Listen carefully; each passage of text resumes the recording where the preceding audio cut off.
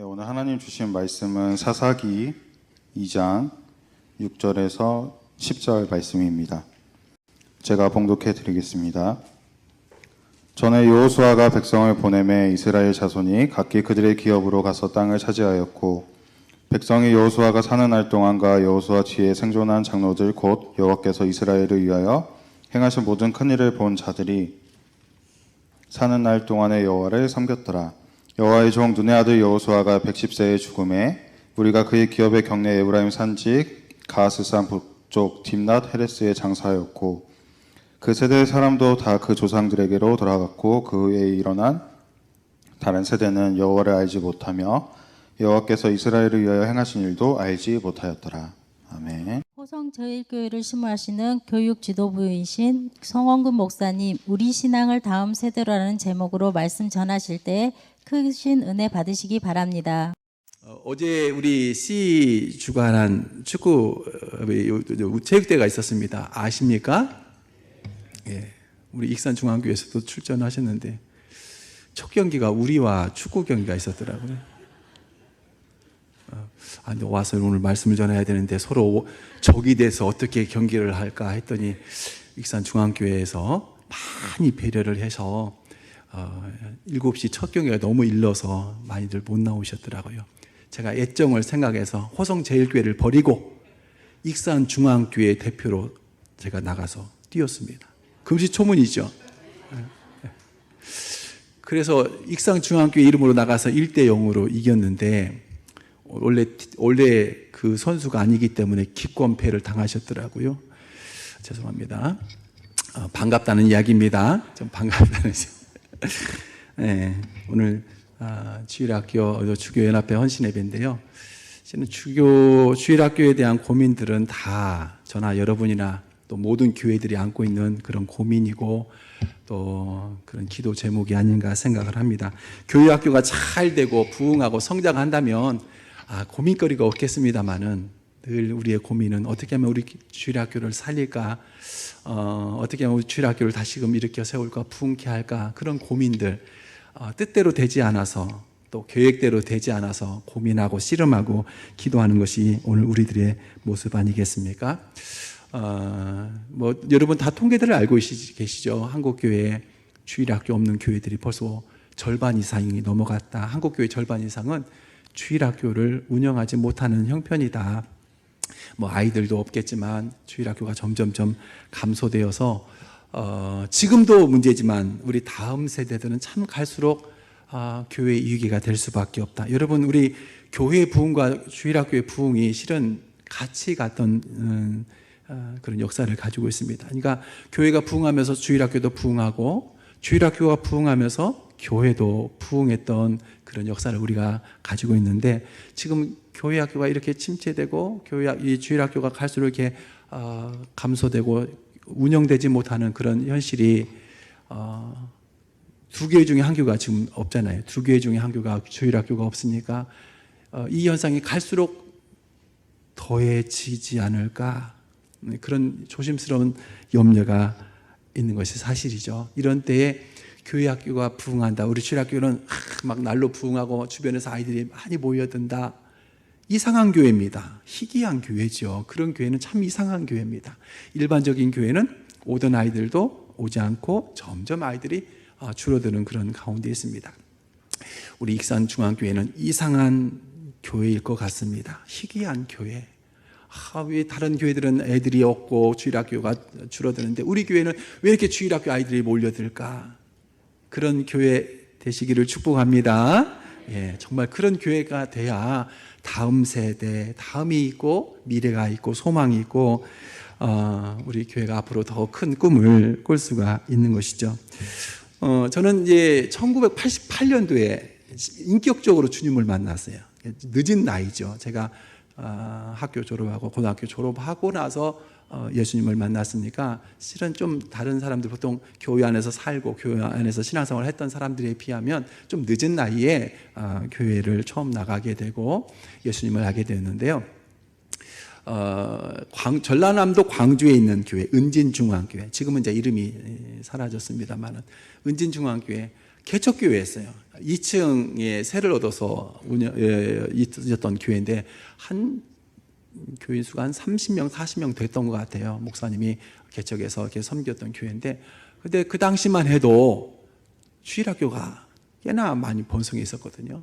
주일학교는 한 40명 이상, 50명 가까이, 또 중고등부에도 뭐 20, 30명 됐던 교회. 어른들은 작았지만 아이들이 많아서 그래도 교회가 미래가 있고 뭔가 좀 재미가 있고 뭔가 막 일어나는 그런 교회였던 그런 경험을 가지고 있습니다. 제가 처음 교회 가서 너무 큰 은혜를 받아가지고 새벽에 가서 기도하고 또 모르지만 어쨌든 막 열심히 했더니 목사님이 저를 주일학교 선생을 시키더라고요. 아무것도 몰라요. 성경에 대한 지식도 별로 없지만 그러나 열심히 섬기고 열심히 기도하고 하는 것을 보고 목사님이 주일학교 반사를 하라고, 교사를 하라고 하고 반을 주셨는데 반을 새롭게 만들었어요.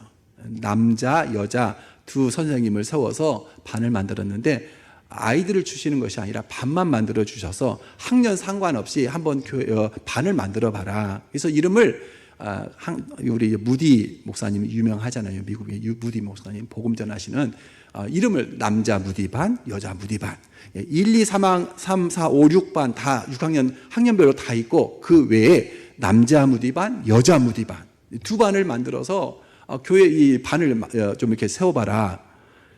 그랬어요. 처음에는 막연하더만 그래도 나가서 토요일마다 가서 아이들 만나고 주머니에 사탕 가지고 와서 이렇게 전해주면 그때만 해도 참 순수했어요. 사탕 주면 다 받고요.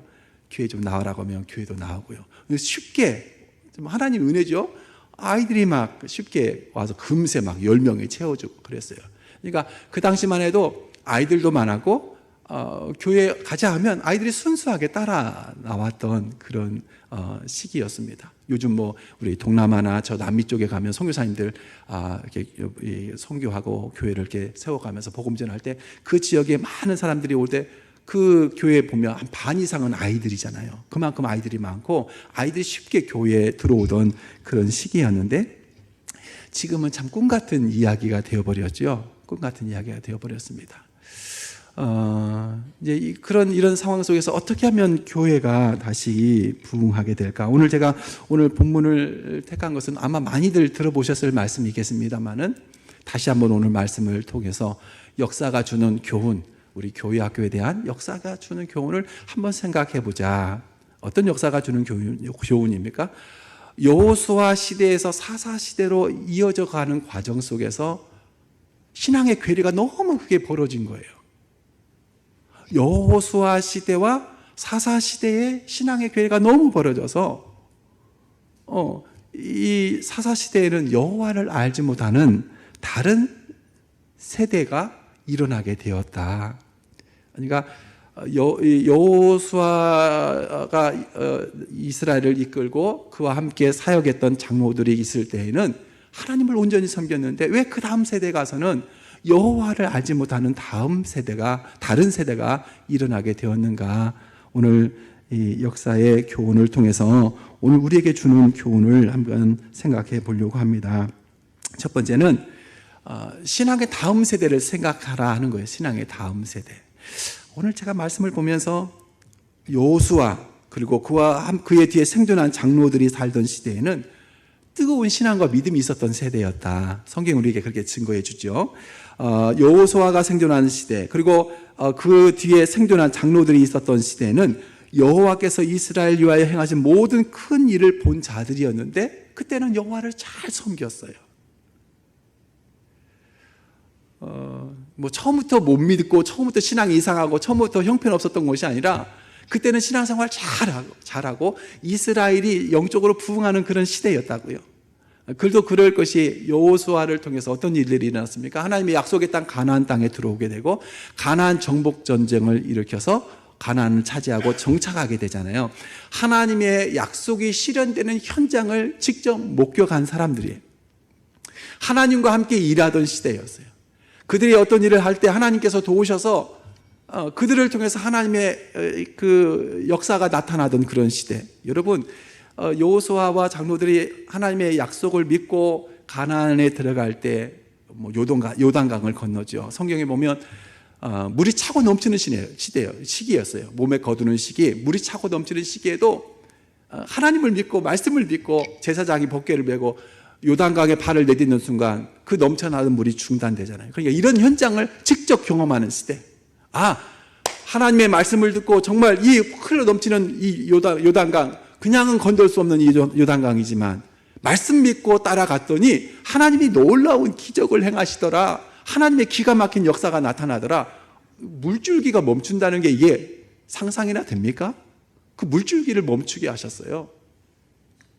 여러분, 길갈에 이르러서 이제 가나안 전쟁의 이제 시작을 앞에 두고 있는데 여리고성이 지척이 있고 하나님께서 이스라엘 백성들에게 뭘 명하십니까? 할례를 행하라. 할례를 행하라. 전쟁을 앞에 두고 할례를 행하는 것이 이게 이성적으로 말이 맞습니까? 할례를 행하면 우리가 통상적으로 알고 있는 것처럼 3일 동안 고통하고 아무 일을 할 수 없어요. 적이 눈앞에 있고 여리고성이 눈앞에 보이는 그 상황에서 하나님은 이 40년 광야 생활 가운데 할례를 행하지 못했기 때문에 이스라엘 백성들에게 할례를 행하라고 하신 거예요. 그런데 잘 생각해 보면 이건 적에게 공격의 빌미를 줄 수 있잖아요. 지금 이스라엘 백성들이 할례를 통해서 3일 동안 고통하고 아무것도 하지 못한다. 이처럼 적이 공격할 수 있는 좋은 빌미가 어디 있어요? 대항할 수 없고 방어할 수 없고 적이 쳐들어오면 꼼짝할 수 없는 그런 상황을 맞이할 수밖에 없는데 하나님은 여호수아에게 이스라엘 백성들에게 할례를 행하라고 하라. 그 말씀을 따라 할례를 행했어요. 3일 동안 아무 일이 일어나지 않았습니다. 여리고성 전투에서는 어땠습니까? 하나님께서 여리고성을 하루에 한 바퀴씩 돌고 7째 되는 날 7바퀴 돌고 신호를 하면 와 소리 지르고 그러면 성이 무너질 것이다. 이게 작전이에요. 가나안 땅을 차지하는 첫 번째 전쟁의 작전. 하루에 한 바퀴씩 돌아라.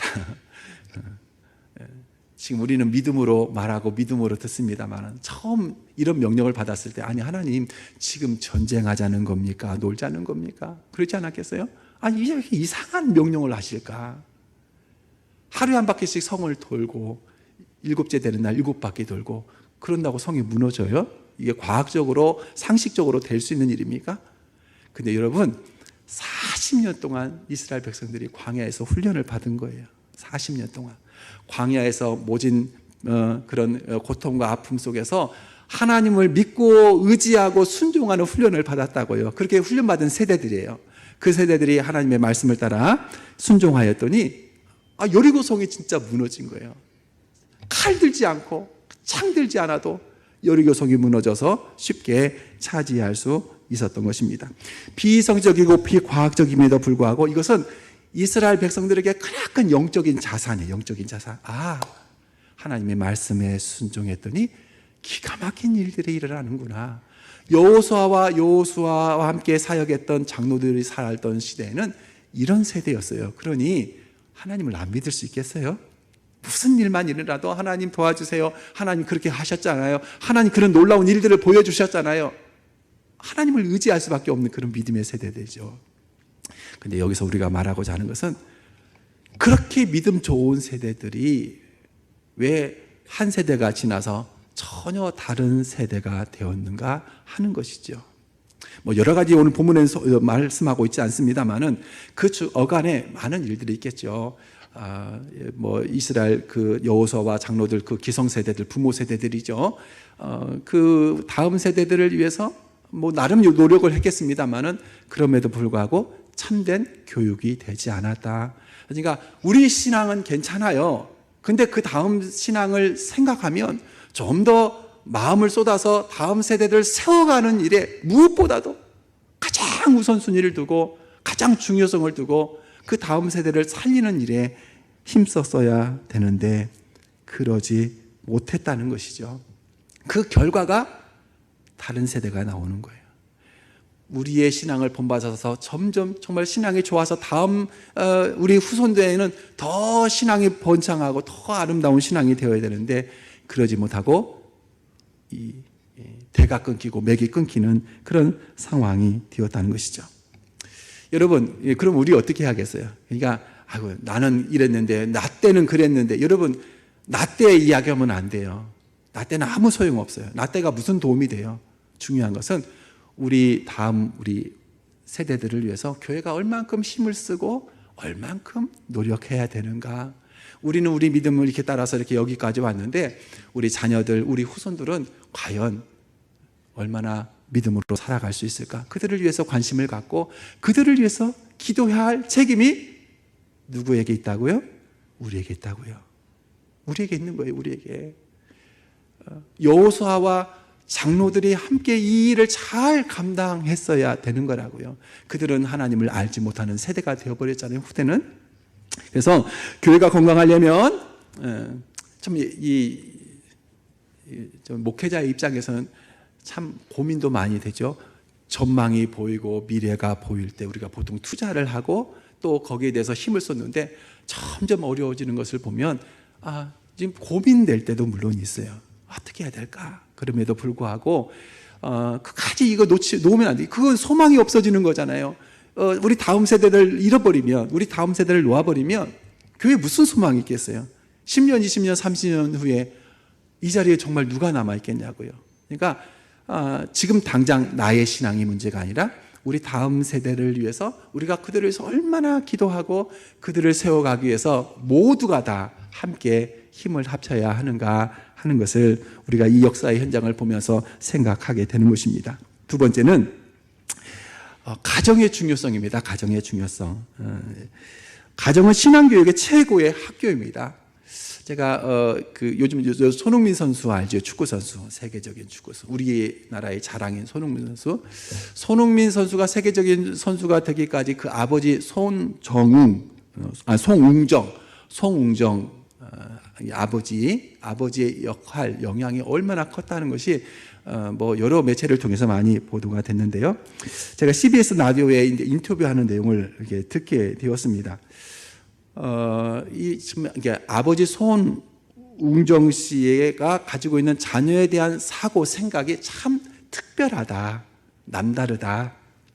그러니까 여느 아이들처럼 그냥 키우는 것이 아니라 소신을 가지고 또 분명한 자기 확신을 가지고 자녀들을 키우는데요. 그 인터뷰 내용 그리고 그가 쓴 책들을 보니까 그런 내용이 있어요. 아이들이 자기의 개성과 자기의 어떤 재능을 발견하기까지 부모가 강요해서는 안 된다. 그리고 자기가 선택한 것에 대해서는 최대한 부모가 소위 말하면 뒷바라지 해주는 거예요. 할 수 있도록. 그가 자기가 원하고 자기가 좋아하는 일에 있어서 정말 최고가 될 수 있도록 최선을 다해서 뒷바라지 해줘요. 그리고 자식을 부모의 소유로 생각하면 안 된다. 또 부모의 꿈을 대신할 사람으로 생각해서도 안 된다. 물론 손웅정 씨도 선수였고 젊은 나이 28살에 부상으로 인해서 더 이상 선수 생활을 하지 못했는데 내가 못다한 꿈을 네가 이루어라 하고 아들에게 한 번도 축구에 대해서 강요해 본 적이 없대요. 아이들에게 여기저기 다 경험을 시키고 너희가 원하는 것을 선택하고 원하는 것을 해라 했는데 아이들이 다 축구를 선택한 거예요. 힘들고 어렵죠. 근데 자기가 선택한 것이니까, 좋아서 선택한 것이니까, 자기가 좋아서 선택한 것이니까 자기가 최선을 다해서 열심을 다해서 했다는 것이죠. 그러면서 실력뿐만 아니라 이 아버지가 강조한 것은 인성. 실력은 좀만 나가면 누구든지 그런 실력을 가질 수 있으니까 선수가 가지고 있는 인성. 그래서 손흥민 선수가 세계적인 선수가 된 것은 그의 실력 플러스 인성. 그래서 지금 토트넘에서도 그가 주장으로서 그 동료들과 또 팀원들을 다스리고 이렇게 하나 되게 하는 일에 아주 큰 역할을 감당하고 또 많은 사람들에게 좋은 인상을 보여주고 있죠. 그래서 손흥민 선수가 또 인정을 받는 거 아닙니까? 그 손웅정 씨가 강조한 내용 중에 하나가 가정교육이었어요. 가정교육. 그가 말하기를 가정은 최초의 학교요, 최고의 학교다. 가정에서부터 그가 바르게 배워서 인성을 배우고 잘못할 때는 혹독하게 혼내지만 그러나 모든 것은 스스로 할 수 있도록 최대한 배려하는 아버지의 그 역할을 감당했다는 것이죠. 여러분, 이것을 우리가 신앙에도 받아들이면 가정이라고 하는 것은 굉장히 중요하죠. 우리 아이들에게도 처음 신앙을 어찌 보면 접할 수 있는 장소가 가정이고 대상이 부모입니다. 요즘은 불신 가정에서 아이들이 교회 나오는 그런 예들이 참 희박해졌어요. 우리 믿는 가정의 자녀들도 신앙생활을 못하는 그런 상황이니까. 그러니까 어쨌든 가정이 그만큼 중요하고 가정에서 아이들을 신앙을 바르게 가르치는 것이 가장 중요하다는 것을 다시 한번 강조하게 됩니다. 여러분, 교회 학교는요, 주일학교는요, 보조 역할이에요. 보조 역할. 우리 아이를 교회에다 내보냈으니까 교회에서 훌륭한 믿음의 사람으로 키우겠지. 그건 방치하는 겁니다. 방치. 교회 학교는 아이들이 신앙생활을 잘할 수 있도록 길잡이는 되어주지만 여러분 아이들의 신앙을 점검하고 실제적으로 아이들과 씨름하는 곳은 어디 해야겠어요? 가정해야 되죠. 가정. 우리 가정에서부터 부모님을 보면서 우리 이 아버지 어머니를 보면서 신앙을 배우고 본받는 거 아니겠습니까? 가정에서 교회에서 하나님 앞에 그렇게 신실하게 예배하시는 분들이 가정에서 전혀 다른 모습을 보이면 아이들이 혼돈이 와요. 이게 신앙인가? 이것이 바른 믿음인가? 그러면서 아이들이 삐뚤어져 나가는 거예요. 그러니까 중요한 것은 가정에서 내가 하나님 앞에 신실한 만큼 가정에서도 그 신실함이 실전, 신앙의 실전. 교회에서 우리가 뭐 이렇게 구분하기는 그렇습니다만은 신앙의 이론을 배웠다면 우리의 신앙의 실전은 어디에서부터? 가정에서부터. 그리고 뭐 직장과 일터에서 다 나가겠죠. 우리 아이들이 보고 배우는 곳이 바로 가정이라는 거예요. 여러분, 교회에서는 고작 한두 시간입니다. 우리 아이들과 아마 교사들이 만나고 아이들 지도하고 하는 시간들은 고작 한두 시간이고 대부분의 시간은 가정에서 영향을 받고 가정에서 배워오는 것입니다. 가정에서 잘 배웠다면 교회에서는 아무 문제 없어요.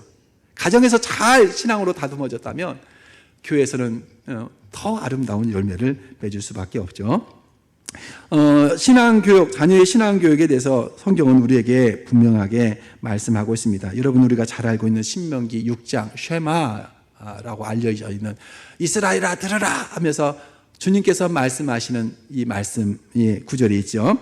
이스라엘아 들으라, 내 자녀에게 부지런히 가르치며 집에 앉았을 때이든지 길을 갈 때이든지 누워있을 때이든지 일어날 때이든지 이 말씀을 강론할 것이며 내 손목에 내 미간에 내 집 문설주와 바깥문에 기록할지니라. 여러분, 이 말씀을 잘 한번 묵상해 보세요. 시간이 좀 많이 지나가는데, 자, 이스라엘아 내 자녀를 부지런히 가르치라. 누구에게요? 내 자녀에게. 그러면 누구예요? 부모가 그렇게 해야 되겠죠.